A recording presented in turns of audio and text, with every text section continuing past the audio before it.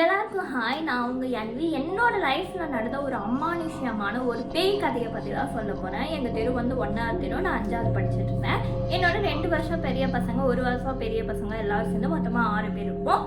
College படிக்கிற அக்காங்களாம் சொல்லுவாங்க. எங்கள் தெரு 3வது தெருவில் வந்து ஒரு பேய் வீடு இருக்குது. உண்மையான பேய் வீடு தான். அப்போ நம்ம சின்ன பசங்களாக இருக்கும்போது காலேஜ் படிக்கிற அக்காங்களாம் நம்ம தெருவில் இருக்கோம்ல, அந்த அக்காங்க சின்ன வயசில் இருக்கும்போது அந்த பேய் வீடு பேய் தெரு அப்படின்னு சொல்லி தான் சொல்லியிருக்காங்க. உண்மையாலும் அவங்க 2 லவர்ஸ் வந்து தூக்கு மாட்டி இறந்துட்டாங்க. அவங்களோட ஆவி வந்து அங்கே இருக்குது அப்படின்ற மாதிரிலாம் சொல்லியிருந்திருக்காங்க.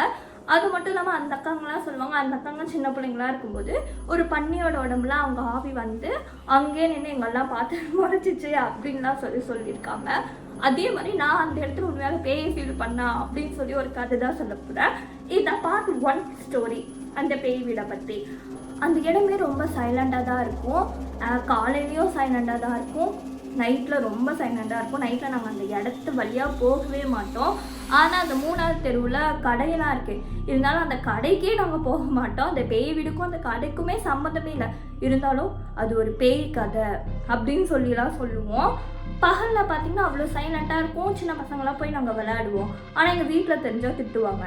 அதுவே நைட்டில் நாங்கள் வந்து கரண்ட் ஆஃப் ஆகிற டைமில் தான் நாங்கள் ஐஸ் பாய் விளையாடுவோம். அப்போ நானும் என் ஃப்ரெண்டும் என்ன பண்ணோம், ஒரு அண்ணா அவுட் ஆகிட்டாங்க, அவங்க எண்ணிட்டு இருந்தாங்க. நானும் என் ஃப்ரெண்டு வேதனைக்கு என்ன பண்ணிட்டோம், ஒரு ஆர்வ கோளாறில் நாங்கள் அந்த பேய் வீட்டுக்கு பின்னாடி போய் ஒழிச்சிட்டோம். நான் ரொம்ப சின்ன பொண்ணு, அவள் என்னோட 2 வருஷம் பெரிய பொண்ணு. நம்ம மாட்டக்கூடாது, மாட்டினா இன்னைக்கு நைட்டு ஃபுல்லாக நம்மள தான் அவுட் பண்ணிடுவாங்க, இங்கே தான் வர மாட்டாங்கன்னு ஒழிஞ்சிட்டோம். அதுக்கப்புறம் தான் தெரிஞ்சது அது ஒரு பேய் வீடு. பேய் வீடு பின்னாடி சந்தனை நாங்கள் இருக்கோம்னு சொன்னான். அந்த ஆழ்வக்கோளாறு என்ன பண்ணிச்சு, இங்கே தட்டினா ஃபேன் சவுண்ட்லாம் கேட்கும், நம்ம உண்மையாலும் தட்டி பேய் வருதா பார்க்கலான்னு சொல்லிட்டு அவள் தட்டிட்டான். தட்டினதுக்கப்புறம் என்ன ஆச்சுன்னா ஒரு சலங்கு சவுண்டு. நானும் கொலுசு போடல, அவளும் கொலுசு போடல. எப்படி அந்த கொலுசு சவுண்ட் வந்துச்சு அதை பார்த்தோன்னா கன்ஃபார்ம் பண்ணிட்டோம் அது பேய் தான். பின்னாடி நாங்கள் திரும்பியே பார்க்கல, ஏன்னா அது எம்டி பிளேஸை நாங்கள் வந்தோடனே பார்த்தோம். குடு குடு குடு குடுன்னு ஓடுறோம் எங்கள் 1வது தெருவுக்கு. பின்னாடியே அந்த சலங்கு சவுண்டு துரத்திக்கிட்டே வருது ஸ்பீடாக. நாங்கள் திரும்பி போகிறோம், யாருமே இல்லை. ஐயோ இதுக்கு மேலே திரும்பி பார்த்தா பேய் அடிச்சு குடு குடு குடு குடுன்னு ஓடி போய் அவள் வீடு வந்து ஜாயிண்ட் ஃபேமிலி ஒரு பெரிய வீடு போட்டுக்காங்க வச்சுக்கோங்க. அங்கே போய் உட்காரோம். அவள் தேம்பி அழுகுறான், நானும் அழுகுறேன். கொலுசு சவுண்டு கேட்டுச்சு, ஆனால் பின்னாடி யாருமே இல்லை. இதை வந்து எங்கள் பாட்டி, அவங்க பாட்டிக்கிட்ட அவள் சொல்கிறா, எங்கள் அம்மா கிட்ட சொல்கிறா. எங்கள் அம்மா பின்னாடியே அடிச்சு அங்கே விளையாடவே போகக்கூடாதுன்னு நாங்கள் சொல்லியிருக்கோம், நீங்கள் எதுக்கு அங்கே போங்க அப்படின்னு சொல்லிட்டு 2 அம்மாவும் கிட்டே என்னை வீட்டுக்கு கூப்பிட்டு போயிட்டாங்க. அடுத்த நாள் அவளுக்கு குளிர் காய்ச்சலே வந்துடுச்சு. ஃபஸ்ட்டு இன்சிடெண்ட், ஃபஸ்ட்டு ஃபீல் பண்ண ஒரு அமானுஷ்யமான விஷயம் வந்து அந்த வீட்டில் வந்து நாங்கள் உண்மையான கொலுசு போட்டு பின்னாடி வந்து யாருமே துரத்திட்டு வரல. ஏன்னா நாங்கள் வந்து அந்த சவுண்டை வந்து உண்மையான எங்கள் கிட்ட துரத்திட்டு வர மாதிரி நாங்கள் உணர்ந்தோம். ஆனால் திரும்பி பார்த்தா யாருமே இல்லை. 2வது இன்சிடெண்ட்டு, இந்த விஷயத்த வந்து எங்கள் பெரியம்மா பையன்கிட்ட சொல்கிறோம், அதாவது அண்ணா கிட்ட சொல்கிறோம். அவர் வந்து காலேஜில் ப்ரொஃபஸராக இருக்கார்.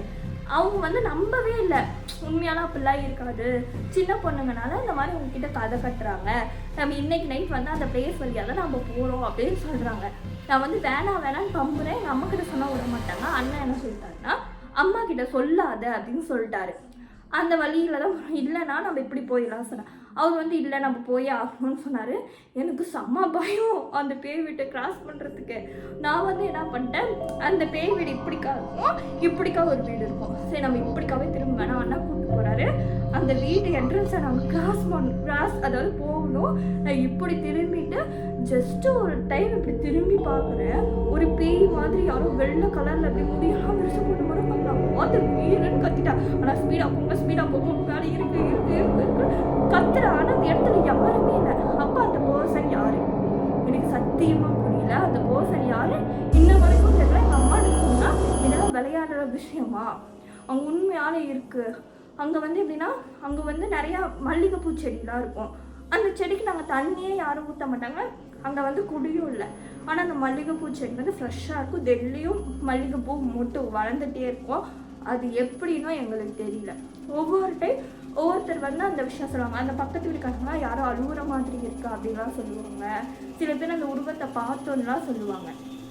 ஆனால் நான் ரியலாகவே அந்த இடத்துல எக்ஸ்பீரியன்ஸ் பண்ணியிருக்கேன். சும்மா அந்த கேமரா, அப்போ நான் வந்து ஒரு விவோ ஃபோன் வச்சுருப்பேன், லாவா செட்டு.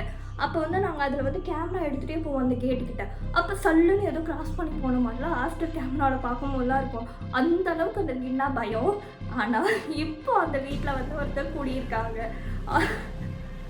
நாங்கள் பேய் வீடு பார்த்து பயந்த வீட்டில் நாங்கள் ஃபீல் பண்ண வீட்டில் ஒருத்தர் கூடியிருக்காங்க. நாங்களாம் ஐயோ இந்த வீட்டில் யாயா கூடியிருக்கேன் அப்படின்ற மாதிரிலாம் இருக்கும். உங்கள் லைஃப்பில் நடந்த கோஸ்ட் ஸ்டோரிஸை என் கூட ஷேர் பண்ணிக்கோங்க. கமெண்ட் பண்ணுங்கள், உங்கள் பேர் சொல்லி உங்கள் லைஃப்பில் நடந்த அமானுஷ்யமான விஷயத்தை பற்றி பேசலாம். பாய். நம்ம வீடியோ பிடிச்சிருந்துச்சா லைக் அண்ட் சப்ஸ்கிரைப் பண்ணிடுங்க. பாய்.